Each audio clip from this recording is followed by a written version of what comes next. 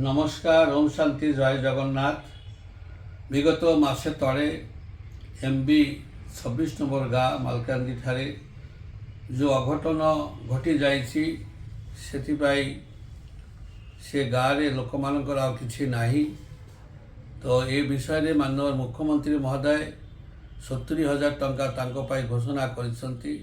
ମାନନୀୟ ମୁଖ୍ୟମନ୍ତ୍ରୀ ମହୋଦୟଙ୍କୁ ମୁଁ ନିବେଦନ କରିବି ଯେ କମ୍ ସେ କମ୍ 70,000 ନୁହେଁ, ତା गोटे आपन दयाकोरी टिके बढ़ेकरी सर्वनिम्न गोटे परिवार को 10 लाख टंका और गोटे प्रधानमंत्री आवास योजना घर दिंतु।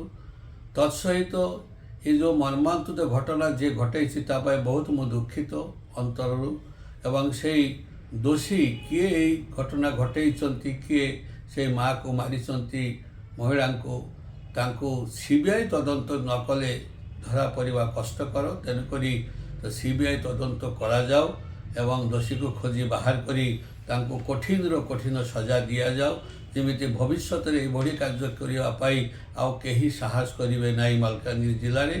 एवं से मोर अनुरोध आपण अनुरोध को रक्षा करी यही जो एक्स ग्रासिया दौरान पुनर्विचार करेंगे बोली आशा करुच्ची।